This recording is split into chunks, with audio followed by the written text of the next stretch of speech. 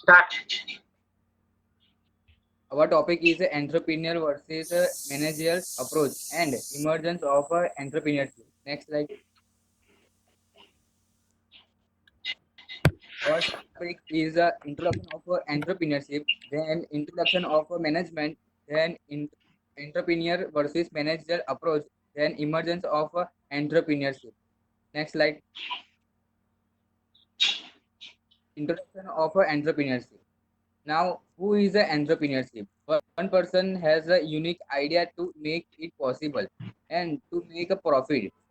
Entrepreneur is a create lots of job and lots of opportunity. Entrepreneur has the ability to take the risk. Now, what is the entrepreneurship? Entrepreneurship is the entrepreneur is solve the problem and change the world. Entrepreneur solve some so- society daily problem and also solve the industrial problem and create business or new opportunity for other. Entrepreneur always ready to take the risk. Entrepreneur is collect fund and take loan and start the business and entrepreneur is also increase the economy of the country. Next slide will be explained Prasant. My topic is of the introduction of a management. Who is a manager? Manager is the all such a kind of the activity of the organization, control and leading by that person. A manager on the other hand is not an owner of the enterprise. Instead, he is the one of it's a responsible for the management and administration of the group of people or a department of an organization. His day-to-day job is to manage his employees and ensure the organization runs smoothly. A manager must possess some of the same qualities as an entrepreneur, like leadership, accountability, decisiveness. He must also be good manager of people. So qualities such as the warmth and empathy are also very important in the manager. The next slide will explain by Mahir. My topic is entrepreneurial versus managerial approach. Starting with the definition of both, entrepreneur is a person who creates something new and assumes the risk and rewards associated with that innovation. A manager is an employee of entrepreneur who performs all managerial functions for the entrepreneur's enterprise. Entrepreneur is the owner of the enterprise, while manager is a servant in the enterprise owned by the entrepreneur. Entrepreneur is an innovator, while manager converts entrepreneur's idea into practice. Next slide, please.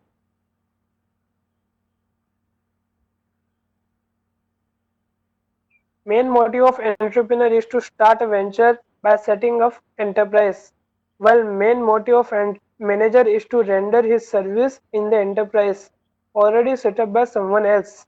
Entrepreneur is visionary that converts idea into business.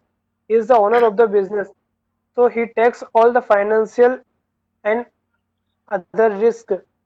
While manager is an employee, he works for salary, so he does not have to bear any risk. Entrepreneur gets profit as his reward for bearing the risk. Manager gets a salary as his reward for rendering his service. Next slide.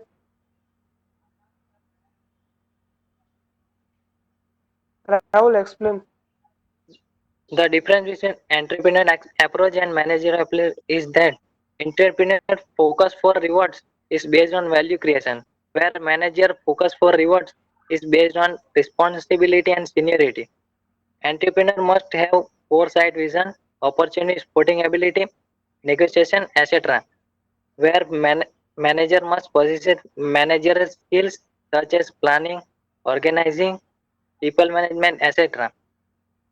For an entrepreneur, the key motivation is achievement, where manager but for the managers, the motivation comes from the power that comes with their position. Next slide. My topic is emergence of entrepreneurship. During earlier times, India's prosperity attacked many countries across the boundaries. Turk, Mughals settled down in India and shared the prosperity. They bought currency with them and disrupted the barter system. The Mughal sultans around the 14th century till 17th century. India was not much industrialized in that era, but European companies have started industrial revolutions in World War II. Hence, British wanted to offload the surplus supply to India in order to balance the demand and supply situation in UK. Meanwhile, doing that, they managed to acquire power and become the ruler. In this way, they manipulated the Indian economy. UK banned manufacturing in India, and they started to send all raw materials to, to UK and for conversion and value addition. So, wealth transferred to UK from India. Still, even 18th century, Indian industry remained silent. Major thrust was on cash crops, neglecting the food grain, and resulting in severe famine as Indian economy was dominated by British economy.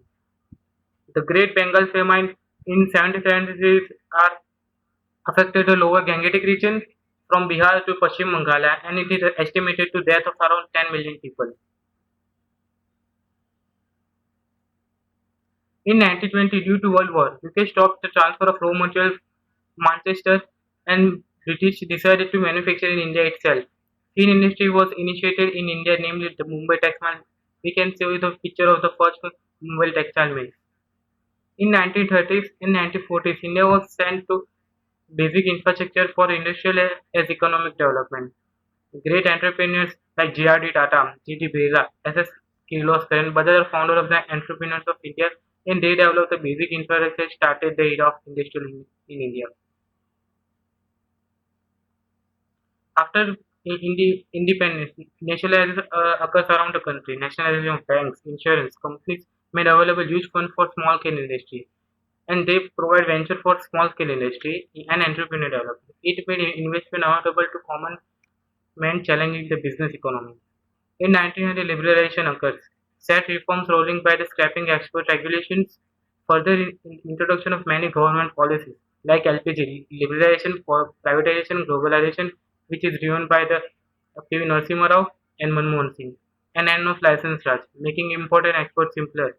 Direct FDI, foreign direct investment in all sectors, in private and government sectors. Concession for technical know-how and collaboration and started in the entrepreneurship act. Further Indian entrepreneurship took great leap in global market and entering into the service industry. Remembering the J.R.D. Tata, the Maverick enterprise, splendid regulator and humble leader. J.R.D. Tata was the fourth chairman of the Tata Group and was known for steering it through the trying times and easily possibly that came with India's independence.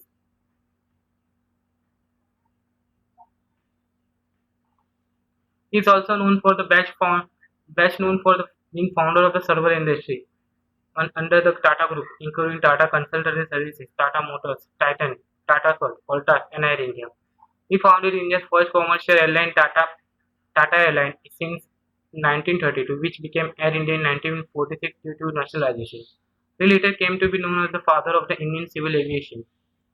Under his chairmanship, the assets of Tata Group grew from 100 million US dollars to 5 billion US dollars, which is very big.